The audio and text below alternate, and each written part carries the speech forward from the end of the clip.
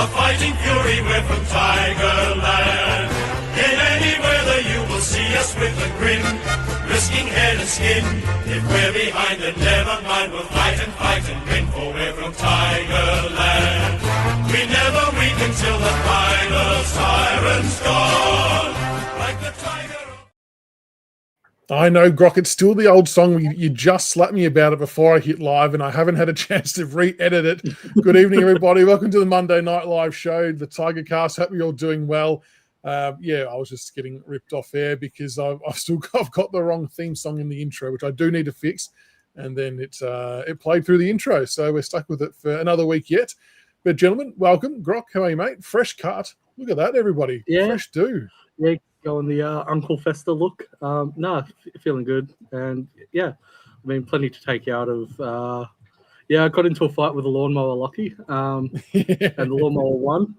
Looking forward to it. There was plenty of positives and some negatives out of the past week, so looking forward to talking about them. Very good. And EJ, welcome back. Good to see the grand piano back in the background. Yeah. I haven't got my collection of backgrounds sorted for this year yet, so we're just going with Old Faithful. I'm going to have to come on, man, you for trying to avoid a come on, man, for bringing it up into the intro, knowing that it was going to be come on, man, later on. That's that's quite sly. Double slap, yeah. It is. Yeah, okay. That probably does deserve a double slap. That's probably fair enough, actually. Yeah, right. Anyway, no, really good. I unfortunately had to work last Friday. I've watched some extended highlights, but I didn't see the whole match, so I'll bow to the judgments of others when it comes to the total view, and looking forward to hearing about it. CB he's actually gone the other side of the fence tonight. He is umpiring a intra-club game. So make sure we get stuck into calling him any umpire abuse under the sun. You can throw at him next week.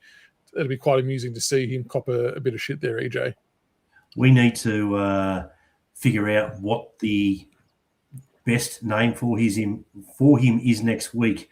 Is it Razor? Is it Gorman? Is it which umpire are we going to label him with?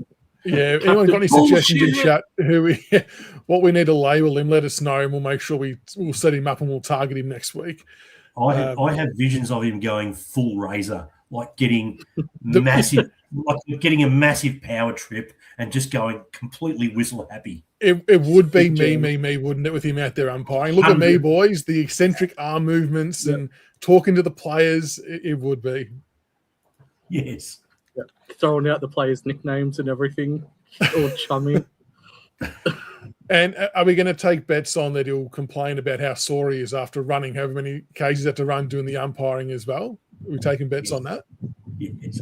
$1.01. $1 wings odds? What are the odds that he says at some point next week, it's harder than it looks, boys?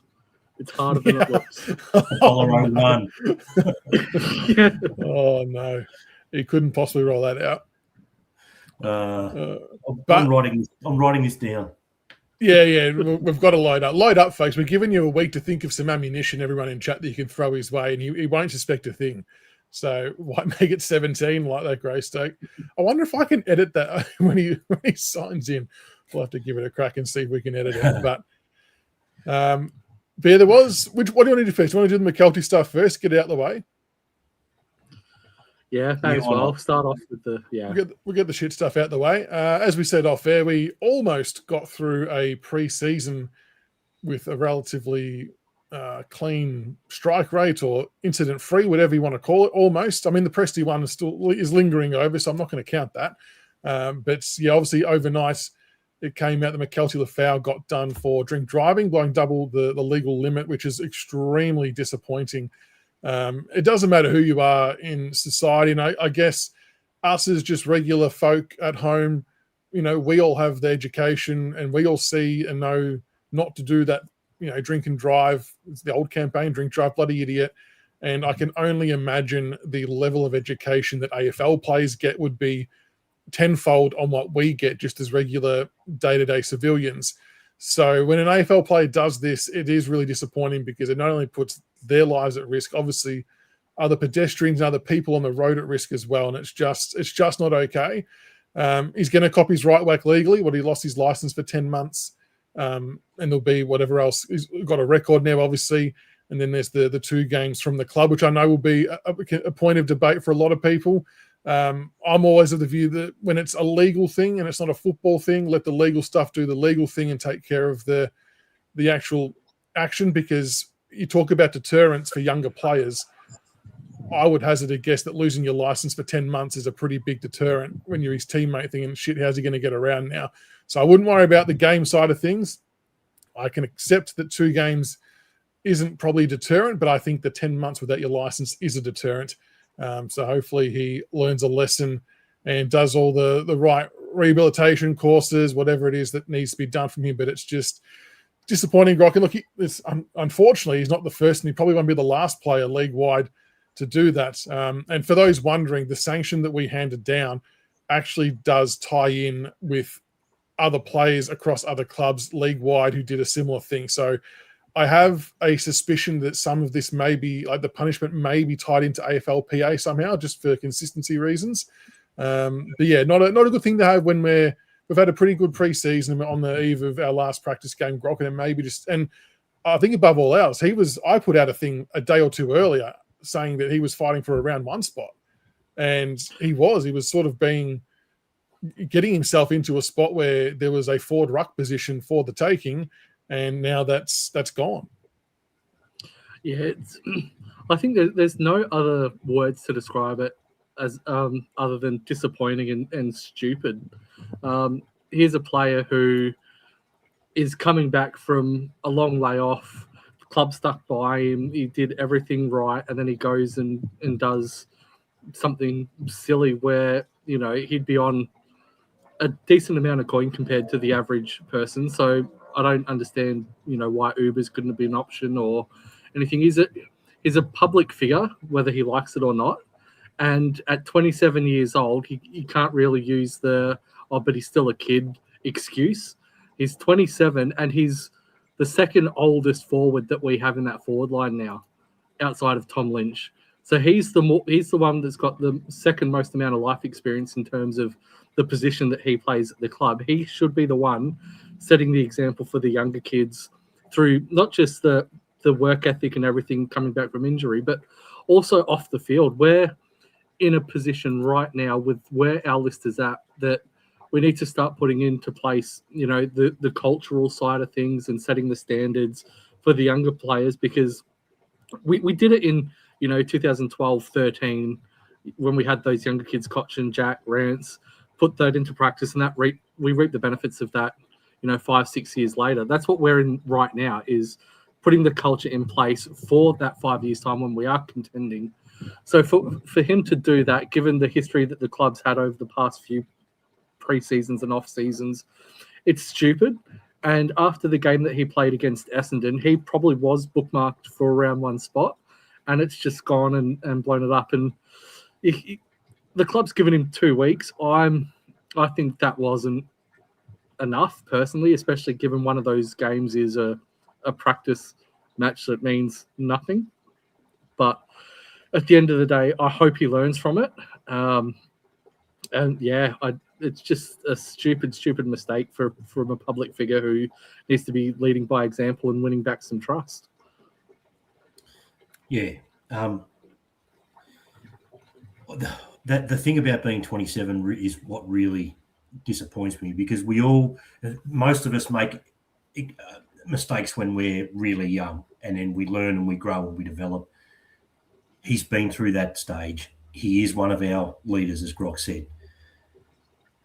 It's not about me, because I'm a dinosaur. I'm not going to change my behaviours now, probably.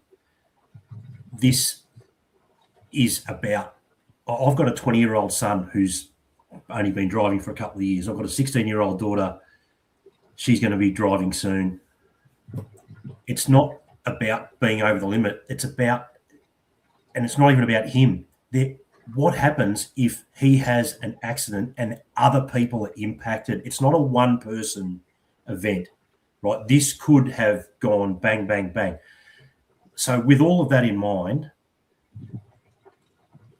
and being a public figure, as Grock said, I'm a bit disappointed in the club for not setting a tone. And we're talking about building that culture. It may be what other clubs have given is 2 weeks, and that's fine. But we're not other clubs. We're Richmond.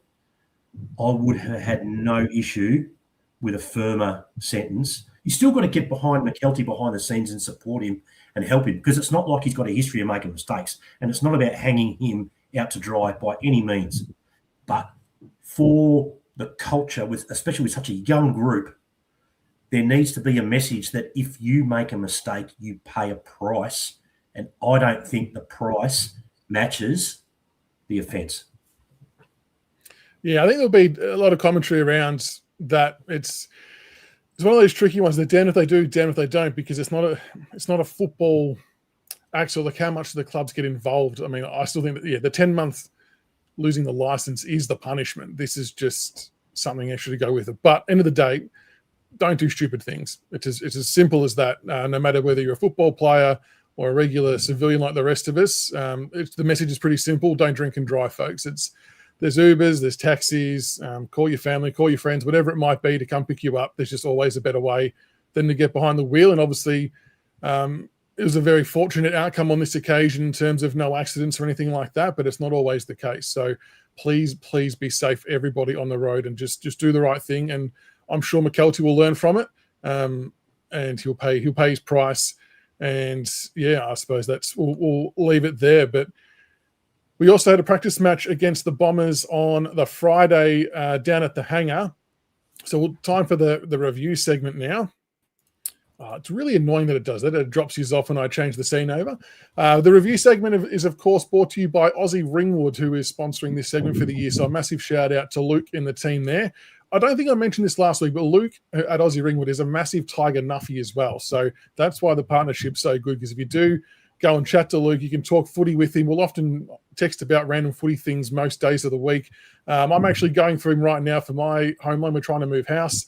So they take all the stress and the hard work out. So if you're wanting to refinance or do a home loan, personal loan, anything like that, just hit up Luke at Aussie Ringwood and he can have a look at it all for you and try and save you some money and make life a bit easier for you. We love the nuffies. Absolutely. Get around the nuffy. Essentially, that's what we all are. We're all just nuffies. But we did happen to play Essendon in a practice match, gents. And look, I know the score's not relevant, but I'll read the score out anyway. Essendon 18-10, 118 to Richmond, 10-8, 68. But again, score irrelevant. And again, I do want to stress off the top, despite there being some obvious issues in the second quarter in particular, it is the 20th of February that game was played on, and the corresponding game for this time last year against West Coast, I thought was far, far worse. And things turned out a bit better for us in the coming weeks afterwards. So it's really tricky to see what to take out of these games, Grock. But let's talk about the first quarter in particular, because the first quarter for me was what excited me the most, and probably everyone else watching as well. We were electric. The ball was moving around pretty well.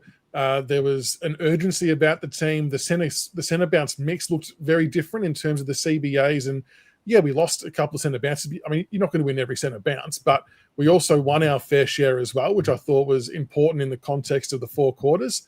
What did you make of the first quarter, Grog? Just in terms of how we played and the balance of everything, what did you like and dislike of that first quarter? I really liked what I saw in the first quarter. The biggest positive for me was our ball movement out of the back line. It was quick. We switched a lot to the open side, and that allowed us to get the ball into the forward line a lot better. There was no long kicks down the line to the wing. Even from kick-outs, we moved the ball a lot quicker and got it forward. We got a good number of inside 50s. Again, I felt that we overcooked some of the kicks a little bit and just either dropped it short or put it over the head. So I think the connection part was a little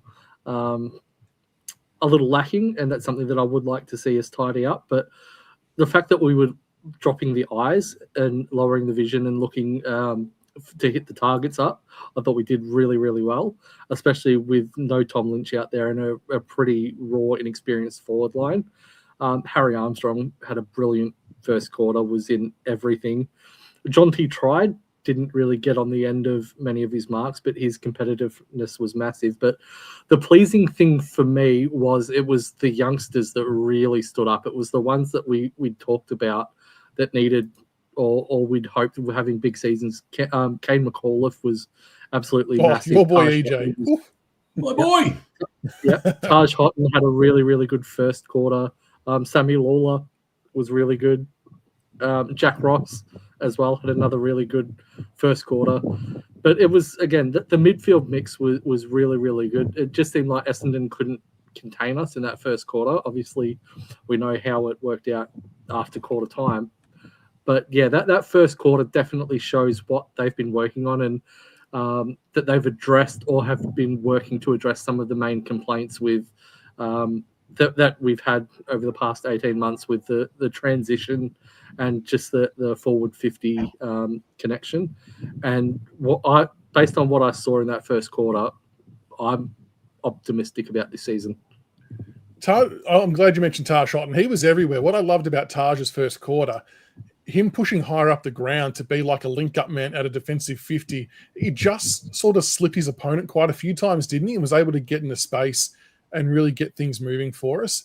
It was a really, really good quarter. And look, tinfoil hat thing for me, but what I noticed post-game, EJ, was that Zeeble and Lonergan, when both talking in their respective interviews, were both really happy and content with how it went. Now, there's a part of me that thinks that if the second quarter was as bad as we all thought it was, and there was no explanation for it, they would have seemed or come across a bit more concerned. So I'm maybe thinking, maybe I'm being rose-colored glasses, so feel free to call it out.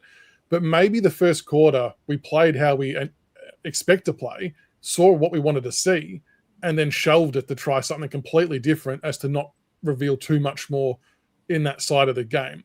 Maybe that's a hopeful comment. The only reason why I say it, and CV would have tested this because I saw him arguing it quite substantially on the forums, is if you look at the midfield mix for the second quarter, we basically exclusively left Taranto, Hopper, Ross, and Nankervis in there, despite we were getting belted in there relentlessly. We didn't change it. We could have changed it. We had it different in the first quarter and it worked, but we didn't change it. And those players were coming off after that quarter. So were we just trying to get some last-minute miles into the legs of those midfielders? Is there valid reasons why we didn't change that mix to arrest momentum? Maybe we just didn't need to or want to at that stage of the game.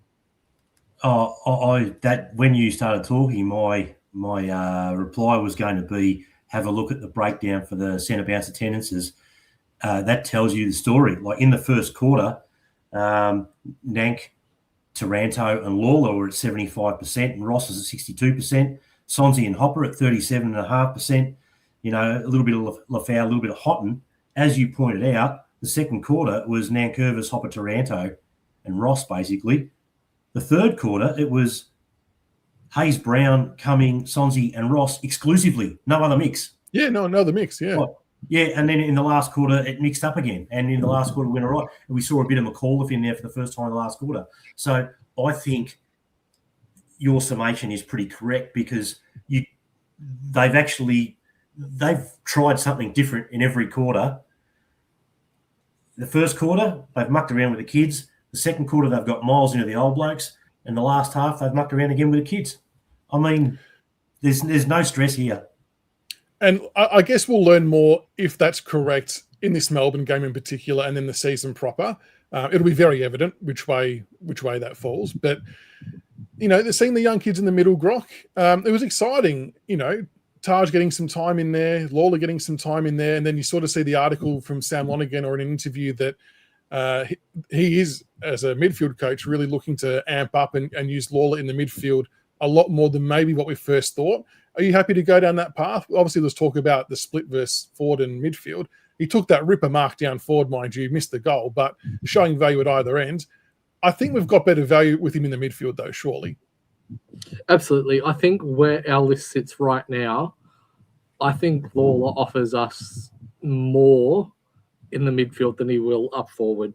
At this stage, I think with his combination of ball winning, his aggression, his defensive efforts, people often overlook just how much he loves to tackle and loves the physicality. And most importantly, his kicking into the forward line will be a real weapon. And I think we've got Sam Cumming, who I think at this stage is probably going to be more suited to a half forward role. I just don't think first season you're going to expose him to that midfield group, especially if it's going to be made up of younger players. So I think he'll fit in the forward line while Lawler goes through the midfield. And I think it'd sort of be a rotational based thing where Houghton will go through there at times, Lawler and Cumming at times as well. So yeah, I think right now, based on what we need and just the makeup and the deficiencies in our midfield, Lawler as a midfielder just seems to make more sense than playing him in the forward line. And flipping to the other end of the ground, EJ, Sam Grill, I thought had a ripper game. And, I saw a few comments on a YouTube video that I made about, you guys were a bit shitty about us drafting him on the night. I'm like, yeah, we were surprised we drafted him, and we sort of thought about it a little bit after and thought, you know what, it makes sense. Then you see in real time how quick the kid runs, and it just validates even more why it made sense, because he does something that not a lot of our players do, and that is violently sidestep players with extreme agility that makes me like cringe because of my knee every time he does it. But I love that he's got just unwavering willingness to take the game on at all costs to get the ball moving forward. And, to my surprise, I think he actually really put his name forward as a round one selection. I wasn't sure if he'd be a little bit further back in the pecking order. Not saying he'll start on the ground in round one, but I can definitely see him getting on the bench spot and rotating onto the field because he adds so much pace that we sorely need. I think I mentioned in one of the earlier things in the season, going to the preseason work in Yarrawonga and seeing him just go zip, zip, zip and change directions 3 times, and his pace didn't change. And I was like, how? I think he's a certain star. I'm ready to get the pen out instead of the pencil and put him down for round one. You can especially see in the second half of games when people are starting to fade away, that line-breaking pace is going to be something special. And he makes good decisions. It was good. I thought he looked composed too. I thought he was really, really good. You mentioned Cumming, Ruck. I really liked his strong mark. The pass from Grill, funnily enough, showed why there was always talk about his strong hands, and he finished the goal too, which is really nice to see. And I kind of personally felt that he was a little bit lost at half forward. Maybe it was because of the makeup of the type of team he was in at that point in time. He'll get there though. Like, he's going to be a player. It'll be interesting to see how he starts. I do want to talk about Kay McAuliffe again. It was just interesting to hear Lonergan talk about that they only approached McAuliffe a few weeks ago to play on the wing. And I think it's been a really good move. I know there's a lot of people who don't like the idea of throwing names around in different spots. The reality is there's not a lot of room for him or a lot of other players to get into our midfield. And I think the wing was a really good option for him. He's improved his running. He's hard at it, chases, tackles, and he got the ball, 23, 24 times. And I think it's going to be his ticket in, EJ, to maintain his spot in the AFL side while still getting some midfield rotations. But I actually liked what he offered on the wing. I think he can make something of it. Yeah, he's got pretty good disposal. What I like is he's been approached to say, listen, you're probably going to struggle at the moment to get time in the midfield. We need you on a wing. He's gone, yep, I'll play on a wing. There's no sooking about not playing in the preferred position or any of that. He'll just do what it takes. I don't think he's ever going to be an A-plus top liner, but I think the signs are there that he will be a very solid, consistent, best 23 contributor for a long time.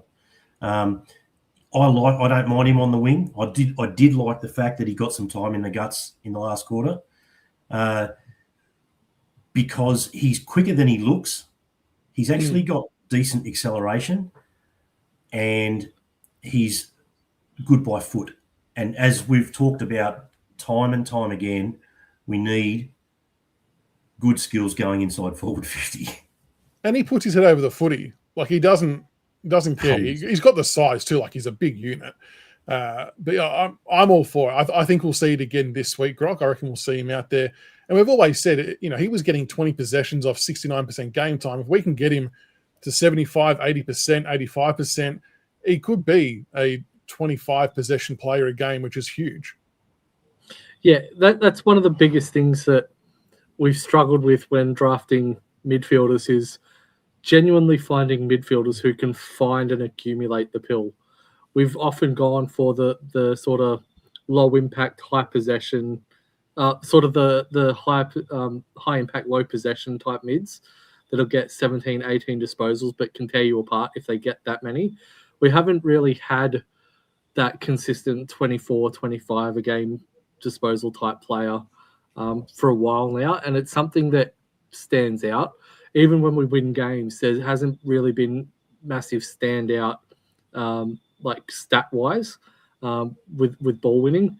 And that's okay, and it shows that it's a great workload, but it also means that when those players who don't find the ball as often but do damage with it, if they're getting shut out a lot more, it means that a lot of your impact dries up. So having someone who's consistent week in, week out, getting that 25, 26, you don't need to worry about. They're going to have an impact no matter what. And McAuliffe is a bit of a dual threat because he can find the ball, but he's also really solid defensively as well and loves to hurt and tackle. So even when he's not getting involved, him still being around the contest is going to be massive for us going forward as well. And as EJ said, given where he's come from and the struggles that he's had cracking into the side, as soon as he would have been offered a spot in the team, guaranteed, he would have jumped at it and taken it, because that then leads into him getting on the wing more midfield time. I reckon we're a better side with him in it for sure. Obviously, Sinner made a great point about him keeping the same pace throughout the game, and that was sort of something that he brought up in the interview he did afterwards. He said, what he brought up was this is his first injury-free preparation, and you can see that the fact that he's had a solid block because he didn't fade out. And last year, that was probably the knock on him, was he did fade out and he did have quiet patches in games. If that's a sign of that we're going to get 4 quarters because he's got a good fitness base, that's a real positive. Well, you mentioned that. I mean, I doubt the club would have asked him to play on a wing if they didn't think he had the tank for it, because that's limiting. So the fact that they've offered him a wing position shows that they've got faith that he's got a good enough fitness base to be able to run games out. Now, I'll talk about the other wing spot quickly because I've seen the name mentioned a few times. Tyler Sonsie, I thought, had a really good game. Yeah, he could have done some other defensive things differently. So could have a lot of other players. But look, it was one of the high disposal getters. Also played a lot more minutes than other players, so it's a little bit harder to gauge. But was hitting targets reasonably well, and I thought he did himself favours in getting a spot potentially round 1 on the wing as well. I actually didn't mind the combination of McAuliffe and Sonsie as the wingers, because you've got the defensive element of McAuliffe, who can do that kind of stuff, and you've got the target hitting, precision kicking of Sonsie, which I think our forwards might like. Like, there's a couple of times he laced up players beautifully who maybe didn't convert the goals, but I know he's a polarizing player, gents, and maybe it's 2 against 1 here, and I might be the one. How do you see Sonsie's game, Grock, holistically, and what did he do for his chances for round 1? Do you want my answer immediately after the game, or do you want my answer after I've rewatched it? I saw it changed it, because we obviously had a conversation after the game and it wasn't glowing. Did it change since? It did. Immediately after the game, and even live, his mistakes stood out like dog balls. There were quite a few glaring mistakes that he made where he didn't go hard enough and even turned it over that led to direct goals. And he wasn't alone in that. But having rewatched it, a lot of the stuff he did went unnoticed unless you actually specifically were looking for him with the ball. And I thought he had a reasonable game. I won't say he had a great game. I thought it was reasonable, taking into account the negatives that happened. But that's a positive base from where he was last year and some of the concerns. So that should be his absolute bare standard going forward now. That should be his floor performance. If he can tidy up a couple of the things, just the defensive efforts, and he's gotten better at it. I wouldn't say that they're a strength, but he's improving in that area. The biggest thing that stood out to me that he needs to work on, especially if he wants midfield minutes and he's racking the ball up, is his decision making is still too slow.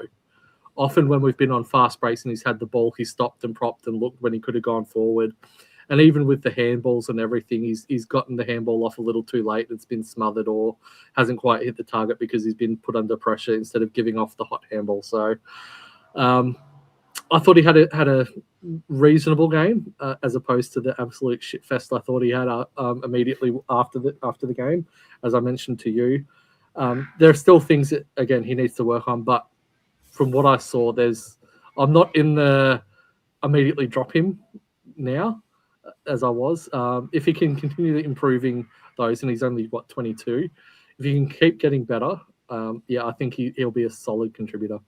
So if you had to pick tomorrow the one wing spot out of, let's say, Sonzi and Ralph Smith, who would you go? Sam Grill, if I had the choice. He's not playing there yet. He's playing half back. Can't go rogue. But Sam Banks has got to come in at half back. Yeah, but Grill will come in off the bench. And look, I think long-term Grill will be a winger. I actually agree long-term, but I don't think it just doesn't seem like we've got the plan to play him there short-term. Yeah, I think our wings will be Sonzi and McAuliffe round one. And EJ, I want to talk to you about the ruck. Now, Nank's had a slower build into the season, so I'm mindful and respectful that he's an older guy. The second quarter, I think, did raise a couple of concerns for a lot of Richmond people watching. Is it Blackiston? Apologies if I've got the kid's name wrong for Essendon. But he was jumping all over Nank, and I think it was a bit of a small glimpse into what this new change of rules is going to aid those athletic types, and that seems to be the way forward. You look at, De Koning, we know is going to be like that. And a few other clubs have got those springy ruckmen. And Nank's never been that type of ruckman, and that's been okay. Is there cause for concern? And it's a very, very small sample size. We must be very clear. It's a very small sample size. But did you see anything that was maybe worrying about it, or was it just Nank easing into it? Will we know more this week? I mean, Gawn's maybe in the same boat as Nank in some ways, but how'd you feel about that? Yeah, I'm concerned about the ruck, and I think the club is too. The new rules are just not made for him at all. He's still going to be fantastic, falling back into the hole like he has done for 10 years now. He's going to be competitive when it's on the ground. That's all. So everything else apart from the actual contest itself, there's no issues with that because he's a beast. He's always been a beast. But the new rules just don't work for him. We have a player who is currently injured and unable to get himself up in Ryan, which is also another reason why it's so disappointing is what happened to McKelty, because Sims is half a season away, right? And Sims is probably looking like something like a reasonable answer to the new rule, right? But he's not there. He's not ready. So, and I think we've seen into the club a little bit with the moves they've made in the last couple of days in changing up who's in the train on. I think that points to the fact that is an area where they are concerned. It's really interesting, isn't it, Grog? Because we had obviously the big Krasnodemski training with us for most of the train-on period, to be honest. And there was obviously a little bit of hype around him, very athletic, very raw to the game. And then sort of out of nowhere, he's been dropped off because you only have 2 training at any one time. So we've kept Burton. And now we have added Boston Dowling, which came out today as per Cal Toomey on the socials, who is about 108 centimetres now. 208 centimetres now, according to the AFL article. Played some VAFA last year, some Pies VFL, was doing some pre-season training with the Bombers. And Scooter from one of the Essendon podcasts said that he's been really impressed with what Boston's been doing. Looks a lively type, put on some good size. And I don't know whether scramble's the right word or is it pivot? I'm not sure which way I feel about it, but it just seems a little bit unlike us to pivot so late in the piece. We've got 3 weeks left to see who we might add on. And it's like, did we have a realization that we don't have someone to back up because maybe Samson Ryan's foot is a little bit worse than we thought. I mean, he's not going to be right. Maybe Hayes Brown isn't at the level yet. I don't know. What do you make of it, Grock? It was really interesting. Yeah, the news coming out of it. But before I go back, if we just quickly backtrack to Nank, I'm concerned about the ruck as well. Obviously, we know Nank isn't a great leaper of the ball. He much prefers to plant and out-muscle and out-strength his opponent to win a hit-out. That can't happen now. He got penalised for it the first 3 ruck contests he took against Essendon. And then from that point on, you could just tell that he had no clue on how to really handle it. And Blackiston absolutely torched him. The changing of the rules is really going to hamper Nank and his natural ruck craft of everything that he's done in his career over the last 10 years. I think that's where the club were concerned. And the fact that Krasnodemskis played on Friday and took a few ruck contests and is all of a sudden by Sunday being told, thanks, but we're not going to go with you. I think that speaks volumes that they've also brought in another ruckman. And it's interesting because Dowling actually played in the VFL game after the AFL side. And apparently the club were really, really impressed in his performance against our VFL boys and offered him the SSP spot immediately after that game. So I think it just shows that the club are desperate for ruckman. If they're offering an SSP off seeing 2.5 hours worth of game vision and flicking off a ruckman that they've seen up close firsthand for 3 months, I think speaks a lot about what Dowling can offer. And I think it makes sense. I'm a little surprised that they kept Burton. I just think we've got too many types like Burton currently on the list. I just don't think he's as pressing a need as what Krasnodemskis was. So having the Special K get dropped and Dowling brought in, I think that just shows what direction we're actually leaning towards with that pick. And I would be surprised if we pick Burton at this stage. My only concern is that Burton is maybe stayed on because he has been injured. I wonder if the call would have been made. Haven't had a fair chance to see him. Yeah.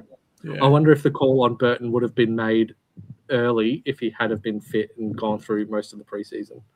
Maybe. And Cal Toomey did mention his article that he's been on our radar for a while, apparently. So there was another club as well. Oh, shit, who was it? I saw it somewhere. Another club was supposedly keeping a close eye on him too. But it's interesting. I think there's a little bit to play out there. And I'm also keen to hear what Gordon said about the rules, Richo, if you're able to elaborate, because, he's obviously been around for a while and, interesting to see what happens there. But it's a shame that he can't even play this week, right? In the Melbourne game, I think there's a VFL game, I think, happening this week too, against the Ds as well. So I'm guessing he'll play in that because he's got to have some way to put his case forward. But it's going to be a fascinating, way to see how we go about it. But that is the review done for the Bombers game. It's hard to tell what to take out of those type of games. So I think we'll just reassess for the Demons game. The one thing that I could see happening if we don't go any of the ruckman and just leave that list spot open for potentially a mid-season pick is like Campbell Gray. He's the great unknown out of the players right now. Where does he fit in the back line?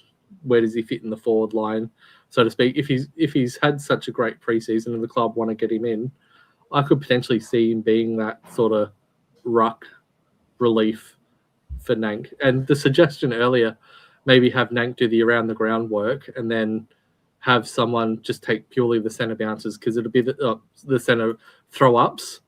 I think that could be an answer that the club might look at as well. It's kind of getting there, isn't it? It's almost like a specialist team thing, like an NFL specialist position to go out there, take the centre bounce because, if we look at Hayes Brown, he's, Is he nearly 208, 210 centimeters as well? He's a huge man. Is that where you look, EJ? Can it get that tactical that we put someone like that in there for the centre bounce and then they come off the ground after a few minutes and Nate goes and does his thing around stoppage? With only 75 rotations, I would be loath to do that. With burning rotations, I mean, it'd have to play like large portions of the game. Yeah, that we're going a leaky hybrid. What you're doing there is you're playing with the ability to manipulate your midfield rotations by burning it on ruck. I'm not a fan. We have to come up with another answer. I'm not a fan of that idea. I think we just have to come up with another answer, whether it be playing Gray in the ruck. Maybe that's it. Who knows? Playing Bolter in the ruck. We don't want to do that. We want him down back, but we need someone who's got some athleticism for the centre bounce. And it's funny you mentioned Bolter because everyone keeps looping back to Bolter in chat, maybe except the club openly anyway, but maybe the McKelty thing changes things potentially. This is where we need to go back to the find the new Premiership Ruckman Griggs. Get a tallish midfielder in there. The new Marlon Pickett.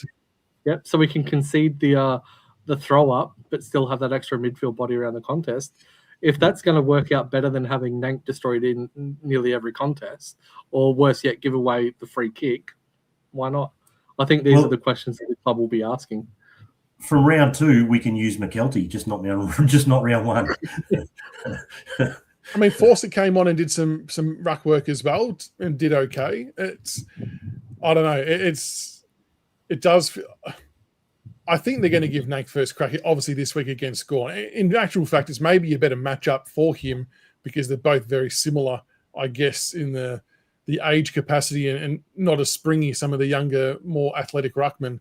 But yeah, it's going to be a big question that lingers for most of the season. But we do have the Ds this week in the official practice match, which is down at Ballarat, and it's going to be another good hit out, although I'm not going to lie, the double Pickett combination does scare the shit out of me after seeing Cozzy Pickett and Latrell do their thing on the weekend just gone against North.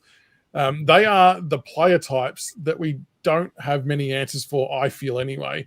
And I know it's not about win or loss, Grok, but if we talk about just quickly matchup-wise for those two types of player, who do we have in the shed to go with them? Because they were just torching people on the park. It was actually quite impressive to watch. Yeah, I don't think, as you mentioned, I don't think we've got the cattle in order to actually stop them. I think we have to focus on limiting where they get the ball. If we can keep them from getting the ball inside the front 60 meters or so of the ground, if we can limit them to the back half of the ground and getting their disposal, I think that will go a long way. I don't think you can stop them. Purely and simply, we just don't have anyone who's quick enough to go with them or defensive enough to do it. So if we can just limit where they're getting their possessions and finding the ball, I think that's the best that we can hope for. But the saving grace for me is if you look at Melbourne's side from last year, they'll be missing their 3 frontline mids from 2025. Obviously, they lost Petraka and they lost Oliver. And obviously, shit news with Jack Viney going down as well. So that's their 3 starting mids. So this is where I would be wanting to see our midfield really assert itself, going up against the younger, more inexperienced side. There's no excuses for them getting for Taranto and Hopper, if that's the starting mid, to get tailed up. So that'll be the one area of the ground that I'll be watching intently in that D's game. And EJ, this is the official dress rehearsal before round 1. So it has been strongly suggested by the club that we will see something that will closely resemble our round 1 side, which we'll try and have a crack at guessing shortly. Would there be mass changes from your end? I mean, some of the players that didn't play for us in the Essendon game, so there was no Morris Jr., there was no Campbell, there was no Broadbanks, Vlauston, Lynch. There might be some others as well that I missed off my list. But I dare say there'll be some wholesale changes to come.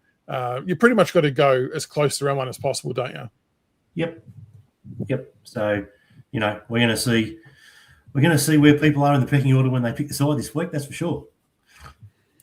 And what are you hoping to get out of this week? I mean, how important is it this week to see 2.5 to 3 quarters of the first quarter of last week to give us confidence that is how we're going to play, and it was deliberately shelved in the Bombers, and not the opposite, that we just shit the bed essentially in the second quarter and the Bombers smoked us and we didn't have an answer. What do we need to see to alleviate our fears there? Because they'll be there. Those fears will be there for supporters 100%. I think we need to let go of the fears. It's a development year. We just need to watch and enjoy the improvement, and stress less. Like it's not. Look, we all want to win football games, and we're going to win some football games, but it's not about winning football games. It's about fast tracking this group of players to be high performers sooner rather than later. What I would like to see in the midfield is. I'll rephrase that. What I don't want to see in the midfield is like quarters 2 and 3 last week, where the same block of people stay in there for the quarter and don't change. I want to see the rotations and the different dynamics, both through plan rotations and also adjusting to what Melbourne are throwing at us.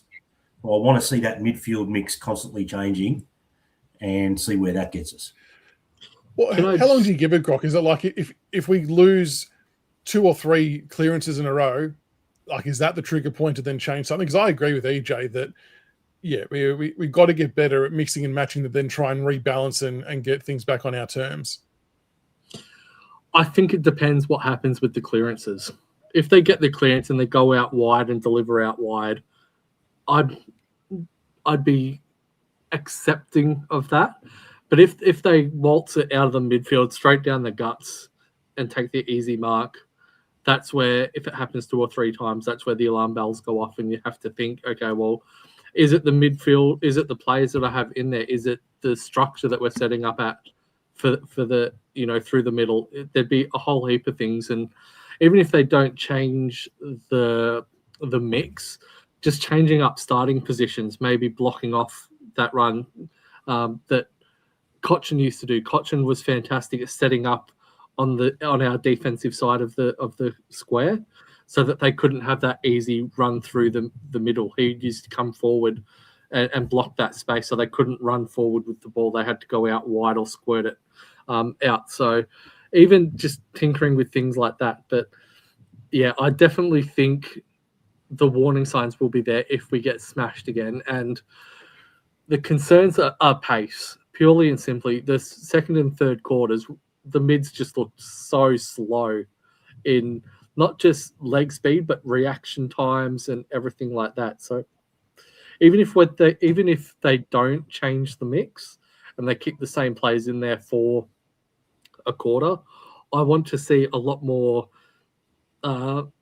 accountability for structures, defenses, and even if it's the same players, just have them at least have leg speed or some semblance of burst of pace or acceleration or something to be able to shut down the dangerous space or put pressure on the kicker and the ball carrier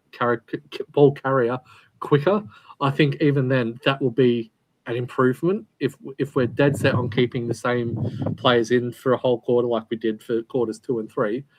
At least have them be players that can actually do something to curtail an opposition's momentum. Right. Well, that being said, we're going to try and put together the rest of the team here. It's always a fun task. So I just need to interrupt the broadcast for 10 seconds. Yeah. And point out that CB has had time to send me a message on Twitter. He's obviously finished the game, but he hasn't got time to appear on this broadcast. I just want that noted for future reference. Okay, carry on. Thank you.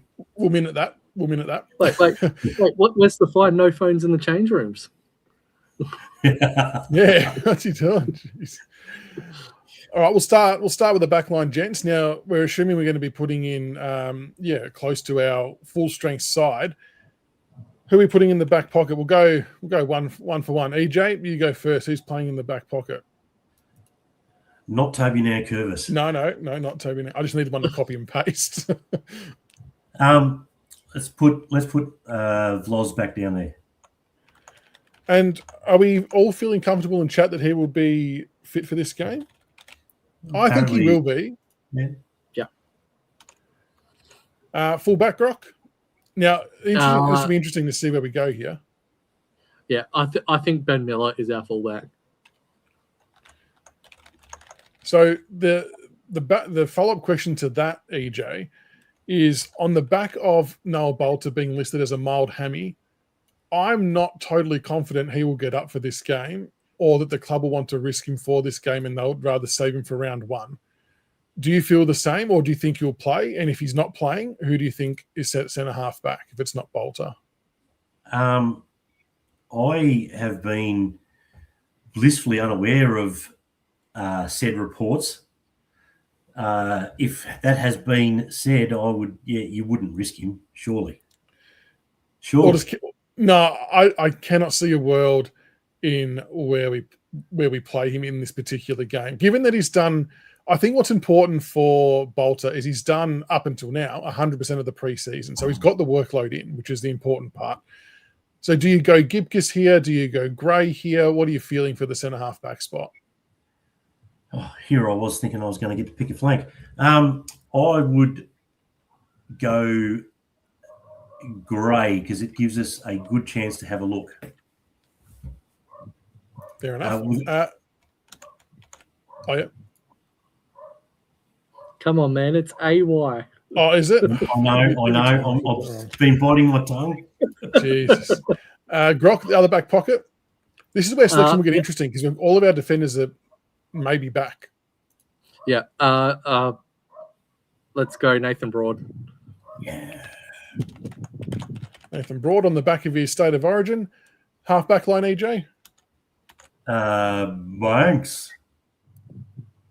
So Sam Banks was another that was coming back from injury, but he's played a couple of matches. So yeah, I agree. I think you need to get him out there, get the workload into him. The other half back, Grock? Sizzler, Sammy Grill. Yes, do it. Really? Yes, let's do it. So let me ask the obvious question. Where does that then put Jaden Short and or Tom Brown? See, I'm not convinced that Short is best 23 anymore. I think he's borderline. I just don't think he has the weapons that make up for the deficiencies that he has now. I think there's far better options for us going forward in terms of future-proofing the club than having the Short in the side. But he's just been put in the leadership group. Surely they're not going to put him in the leadership group and then not play him. Is Short in the leadership group? I thought it was. Yeah. Well, Bruce Monteith didn't start on the field in the 1980 grand final. Oh, a bit's changed since then. Fair point, though. He was the captain. He was the captain. I know. He was the captain. I'm with Grock. I can see him missing a few games this year. He'll play enough games because there will be unavailabilities, because I'm not going to say that word. He'll play enough games, but he's borderline for me. Yeah, interesting. There's a few people lining up for that spot, so it's going to be really interesting. On the wings, are we going to universally just call McAuliffe as one of the wings? Yeah, let's do it. And for the other wing? Got to be Sonzy. Got to be Sonzy. Oh, is he ER or AR? I think he's ER. Tyler, the creator. I'm not sure now. I'm doubting myself. No, All right. It is ER. Yeah. I really like those wings, and I want it on record as well, Billy. Rechko, I thought, did okay when he come onto the ground. I don't think Rechko did a hell of a lot wrong. I just think that if you're weighing up who will be a bit more damaging with disposal, I think McAuliffe and Sonzy tick that box a little bit more than what Rechko does. Rechko probably beats them both on running. Well, not probably. Does beat them both on running capacity. So what do you weigh up? Like what outweighs what there? It's a really interesting one, isn't it? You were getting the Tylers confused. The AR was Tyler Young. Okay. Yeah. Yes, I knew one of them had it at one point. Yes, and I'm not going to come on Man U because it's being done in the chat, but McAuliffe. Yeah. What are you did it doing last tonight? I'm trying to type, talk, read, and click things at the same time, folks. Jesus. I'm doing my best here. I'm doing my best. No, keep calling them out. Keep calling them out. Who's playing in the middle? Number 14. Yeah. I agree. Toronto. I agree. Travis, if Bolter is fit, he will be centre half back. Yeah. But there's concerns on a soft tissue at the moment, so he may not be full fit. If there's even a slight chance that he's not 100%, the club won't risk him. No, I wouldn't have thought it. I wasn't filled with much confidence at all that he'll play this game. But stranger things have happened. And look, John, I mean, McAuliffe's got speed. Sonny's improved his running, and you've still got other players in there with speed. I don't think Rechko is necessarily any quicker, but will run for a lot longer. So I don't think we lose too much there. I would just say that the other two are maybe a bit more skillful and have a bit more runs on the board. I'm all for having a look at Rechko, though. Don't get me wrong. I really liked him. Sonzi is not. He might not be lightning fast, but what he does have is he's not silly. And when he played on the wing last year, we all know that the wing these days, a lot of it is about shape. He was very disciplined. He knows the role, and I think that the fact that he knows the role and they trust him in the role will have go a long way to getting him picked for that. You could see it again on the weekend as well, that he was holding that width and getting a bit of ball out in space. Half forward. I mean, surely Taj Houghton's one of them. Yeah. Taj and Seth Campbell on the other, I reckon. You happy with that, EJ? Seth on the other one? You're not going to get an argument out of me. Now, what's going to be interesting is to see how many midfield centre bounces or centre throws those two gentlemen appear at. Because I think getting their leg speed into the midfield mix would be important. To your point earlier, EJ, just about changing that mixed up constantly and to keep it fresh, to keep it looking new and interesting. Now, centre half forward. I get a little bit confused with what way we're going to go here. I know, Grock, you love Jonty. I think Harry outperformed him on the weekend, but then McKelty did what McKelty did. So what does the centre half forward line look like for you, Grock? Who are you picking there? I still, as a pure centre half forward, I would still put Jonty in. I think just being that hit up player through the arcs, I think he does that better than what Armstrong does, and I think Armstrong's better closer to goal. The thing with Jonty is he didn't have a great game, but he was also being asked to shoulder a lot of the workload with Lynch out. He was generally our deepest forward a lot of the time, and against some of the Bombers defenders, it was a bit of a tough ask for him. Full will play better with Lynch to take a lot of the defenders. And with that being said, EJ, I assume that we're going to have Tom Lynch here at full forward. I mean, if he's aiming for round one, he's got to play. Yeah, it has to play. Yeah, and the minutes will be interesting. I agree with exactly what Crocker said. Up the ground, Jonty is clear, closer to goal. Like, I'm really impressed with Armstrong's work in traffic when it comes to contested marks and stuff like that. He took another good one last big week. Marks. He's and closer to goal. That's the thing. Whereas Jonty is that float across the pack, crash the back of the pack, leading up kind of guy. So no, it's exciting times. And do we complete Uze's triangle with Harry Armstrong as a third forward? Yep. The Twin Towers, all three of them. The Twin Towers, all three of them. So I guess, though, I know McKelty's done what McKelty's done. When he's available, how does that three look then? Is it more favourable to go for the two experienced or the two older players and one youth, or is it more beneficial to stick with what we're seeing on screen here? And there's still Liam Fawcett as well, mind you, who could be on the verge of trying to get a game as well.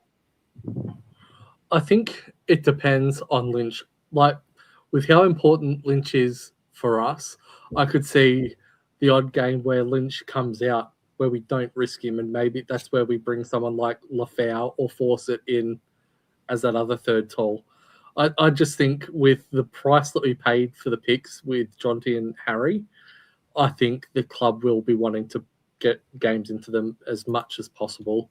And it sucks for Liam, and it sucks for McKelty. But I just think if you're looking at the lineup and who's going to give us, again, future proofing, you want to pump those games into Jonty and Harry. You almost have to at this stage.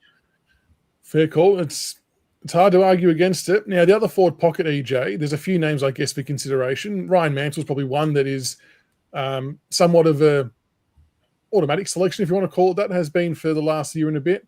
Morris Jr. didn't play last week, so he will be thereabouts, you would think, and he'll need his chance to put his case forward to play in round one. Who are you? And there's like Jasper Alga, Steely Green, played okay, kicked a goal over his head. Who are you liking for the last forward pocket spot? Oh, Nigel's the incumbent. He has to get the spot. All right, so we'll go Ryan Mansell. The followers. So, am I assuming that Sam Lawler will be one of these players? Yeah. Please.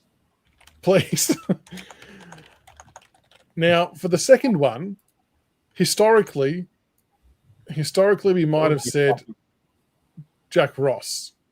Historically, we might have said Hopper, but I almost feel inclined that it's going to go to Ross. Yep. 3 out of 3. And I think it's important as well that we saw that dynamic in the first quarter, and it worked okay at times. So I'm not against seeing that again. Okay, 5 spots on the bench. We don't have a list of 30 this week. So some players for consideration. There's obviously Smiley, Tom Brown, Jaden Short, Jacob Hopper. Smiley's not playing. Smiley's not playing. He's not ready. Smiley. Did I say Smiley? Yeah, you did. Yes. Oh, apologies. I said Smiley because I'm also thinking to remember to tell people that he trained he did the warm-ups for the first time in God knows how long. I was trying not to forget. Not Smiley. Yes, he did the warm-ups today, though, which is exciting news. Cumming as well is another player who could be in contention. But EJ, who's the first bench spot for you? I'm going to, even though I said he's on the fringe, I'm going to say that Jaden Short will play this week. I agree. Grock, you've got the next one. Morris Jr. I just think he sets us up so well defensively in the forward line, and even like his ability to hit the goals and go through the midfield. I just think he's that dynamic player that the other forwards, the other smalls aren't. Sorry, was it Morris? Was it you were going? Yep. Morris Rioli. I'm going to go. Look, I think Jacob Hopper will be there almost certainly. Yeah. We all know he forms part of the midfield rotation, and it worked again. When we talk about the midfield rotation, as individuals, those guys play well. It's just making sure we pair them with the right people to make sure it works for us. 2 bench spots left. We still haven't. There's still Tom Brown, Luke Trainer, a heap of players out there. EJ, who's your last bench spot? Oh, I've got 3 into 2 because there's still Gibcus as well, and it's Gibcus coming. Yeah. Oh, yeah. I think. Yeah. I'm going to say Gibcus. Josh, I think he needs the minutes. He still doesn't look 100%. Speaking of, you go. That was one of the other positives that I took out of the Essendon game was the amount of minutes that Gibcus actually played. They didn't cotton with him. I think he would have played close to 100% game time on Friday. So that was a massive positive for me, even though he didn't have as much of an impact as we would have liked. The fact that he got through as much football as he did is massive. He probably played more minutes of football on Friday than he has in the last 2 and a bit years, which is would have been massive for him just to get through it. And the thing with him, the confidence that he'll gain only happens by playing games. And in a lot of ways, it's another free hit because the game's meaningless from a points perspective, but he gets another game for confidence in his body. So I agree. It's actually almost worth it just on that front alone to get some run in the leagues. Last bench spot, and there's still some names missing. There's Brown, there's Cumming, there's a few people. I mean, before we put the last name in, just a consideration, with the team we've got listed so far, who's back up rucking? Campbell Gray. Yeah, and I know that you say you don't have a defender do the rucking, but this is the only consideration that I have for Fawcett. Maybe is the last bench spot, but I just think going in with 4 tall forwards is just overkill. Too heavy, too top heavy. So who would you go? Yeah, Brown. I think it's right. I think it's Brown versus Trainer versus Cumming. Yeah, it is. And based on all of that, I think. See, it's tough because you make a case for all three. I personally would probably. I'd give Sam Cumming another go. Give him another run. Oh. There you go. The tribe has spoken. Rock has spoken. And there's so many ways that you could make this team work. And by no stretch is this the right way. There's going to be plenty of other ways it can look. So the second ruck dance would have to be Campbell Gray in this scenario. We're going to have to go hybrid, mindful that we don't want to have too much tall timber floating around. And I suppose that's just where it comes down to. Ross over Hopper, please explain. I suppose the simple explanation is, John, that we've already seen what Taranto and Hopper look like in the same midfield, and it doesn't necessarily work. And we saw a bit more success with Taranto, Lawler, and Ross in quarter one last week. So why not go with what was seeming to work rather than what we already know doesn't work? I think I don't know whether we can have Taranto and Hopper in the same midfield for too long. I just don't think they mesh well together as a midfield combination. As individual plays with a different pairing, it works well, just not together. So that's where the thinking is there. I can see both of them playing a fair portion of high half forward this year. And to good effect too. I think really good effect. And I think, Eagle, this is a good point too. I think we'd all probably agree here. If Nick Loston doesn't get up, we would all say that Trainer plays. Yeah. And it was interesting that Trainer didn't play bulk of the game against the Bombers. It was obviously by design, but I wasn't sure if that was a loading thing, if there was anything else happening there. But yeah, it's tricky. It's tricky. Yeah. Is our list too tall, Lockie? Maybe.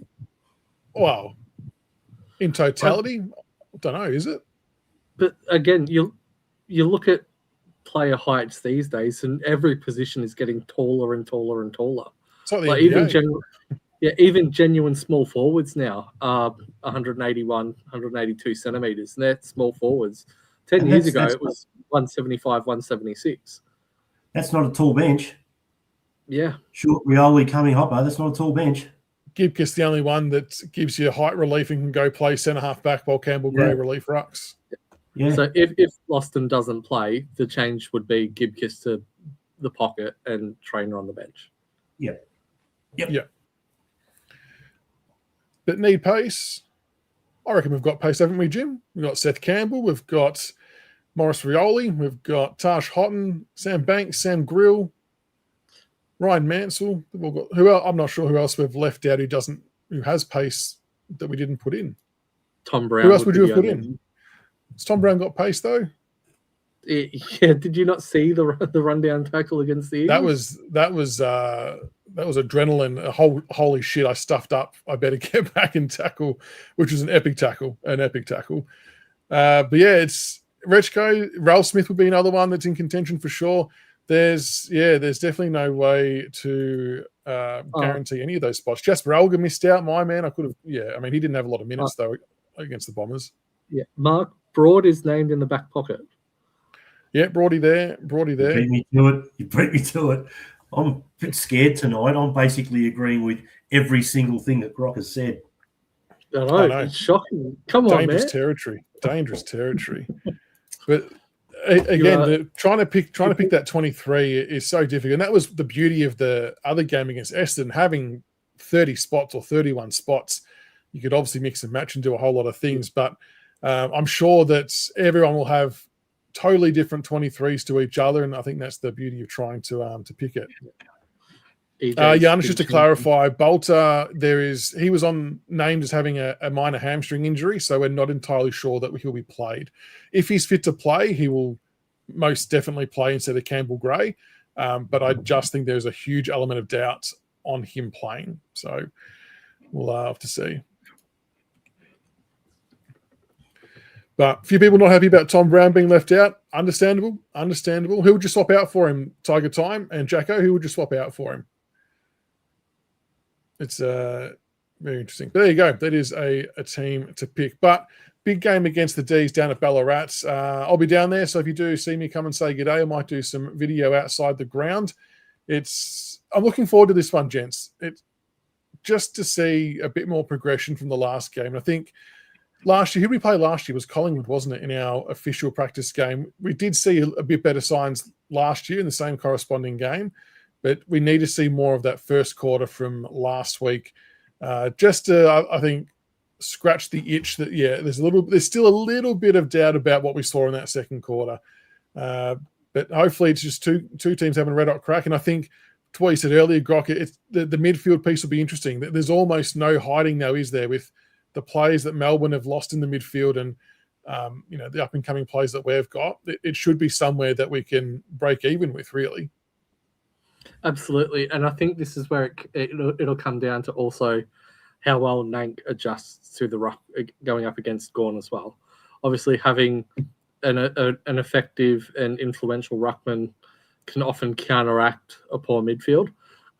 We know what a weapon Max Gawn is, and you can almost guarantee putting him down for the 3 votes every time Richmond play Melbourne. He's just had our number every time we play him.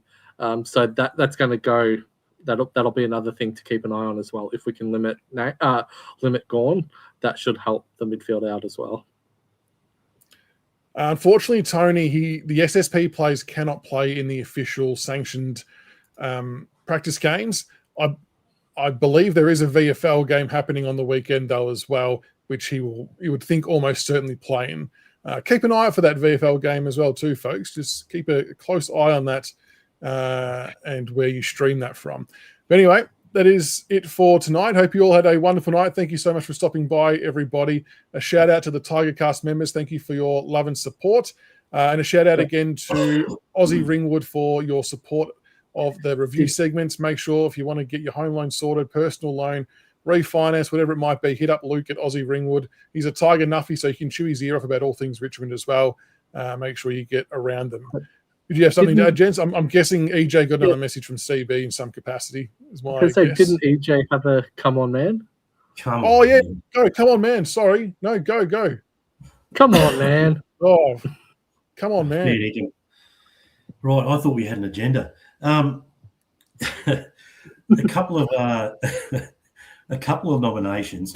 The AFL have been trumpeting about how they haven't the prices are frozen again for this year. That's fantastic. But when you make games all ticketed games, the reserve booking fee for the seats for the round one game between Carlton and Richmond are an absolute disgrace. Like, seriously, I'm lucky. I'm an MCSU member. It doesn't affect me. But for people who've got a membership and then they've got it and they don't have a reserve seat and then they've got to pay this extra fee, it's exorbitant. It's a disgrace. Yep. It really is. Yep. I've seen a lot of comments on this where they're saying, given now that it's been, round one is fully ticketed, membership should be discounted to accommodate for the fact that general admin means you can't get into every game now. You're still going to have to pay for certain games for the fee. They've got to find a way to offset it. It's definitely pissed off a lot of people, and it's not right. Like, you can almost say it's now no longer a family occasion when you see prices like that, EJ. Oh, mate, it's not. I mean, you need an extra mortgage payment if you want to take a family to the footy. Aussie Ringwood can help out with that if you need to go to the footy. That is very good call. That is a very good call. Great segue. I mean, because it's not only the tickets. Then you go there and the kids want a packet of chips and a Coke, and the prices of the food and beverages are just disgraceful. But that's another to the story. point, members are essentially paying twice to go to one game. Correct. Yeah. Correct. Another come on. I had another come on. Yeah, the other come on man nomination, which wasn't the winner this week, was the Herald Sun. After Channel 7, right, have done what I think is a big mistake and given Jason Bennett the flick, right? They're going in the direction of they're employing all the Triple M people and all the, oh, yeah, wow, oh, how good, the really loud and annoying sort of style commentators. Right? There was a little whisper in the Herald Sun. It was a drive-by on why Bennett got the flick. And it was questioning his professionalism by saying that he wanted to hog the microphone. Has anyone listened to BT? He's one of the best in the game. Like the amount of support I saw for him and just people dumbfounded at the decision was astronomical. Yeah. At least Jason Bennett has the professionalism to get players' names right when he calls. You could count on one hand in the first 2 minutes of a game the amount of players that BT gets mixed up. And he lets the moment speak for itself. He doesn't try and manifest something to make the moment. If something big happens, he just lets it naturally unfold. Yep. But the come on man this week, and it was well found, is the Collingwood Football Club. They've gone back to back in the first 2 weeks. Yeah, right? I was going to say. Now, a football club saying that you have the availability to include us in your will and putting the information on your website, right? All the clubs do it. There's no. I'm not picking it. The clubs say if you want to give us some money from your thing, if that's what you feel like, a bulk mail out to members over a certain age with forms to tick and fill out, touting for money out of your will. Collingwood, get in the bin. Come on, man. And, they got called out pretty bad, didn't they? And can I tack onto this? Eddie Maguire, come on, man, doubling down with his comments. You fish where the fish are. Yes. Just disgraceful. Absolutely disgraceful to even try and justify the systematic targeting of elderly supporters, because that's what it was. It was systematic targeting. Yep. Just absolutely disgusting. Yep. So that I actually think that goes to number one. That's worse than Maguire saying he's going to make Dacos a medal. So Collingwood Football Club 1 and 2 at the moment. Well done, guys. It's going to be a long season. Jeez. And it's fitting that you've put Dacos as number 2. Yeah, that almost needs to stay. 2 weeks in a row. 2 weeks in a row. No, they're all very fair and reasonable. I like that. And like you said, EJ, all clubs do it, but it's the way in which you go about it. It was just very unsavoury, wasn't it? And a lot of backlash from Collingwood supporters too. I think they were a bit taken back by it. Imagine being a supporter and receiving that mail out. I can only just try and imagine what your thought process would be. But there's so many jokes you can make here. I was going to shut up and let's say go Tigers. Yep. There we go. So that is a wrap. I've got my run sheet in order now. Thank you so much for the Come On Man segment. Thanks everybody for tuning in. Again, shout out to all the Tigercast members, to Aussie Ringwood. Hopefully I'll see a few of you at the game on Friday, and keep an eye out for the VFL sometime this weekend as well. And we will see you all next week. So until the next one, go Tigers. Go Tigers. Go Tigers.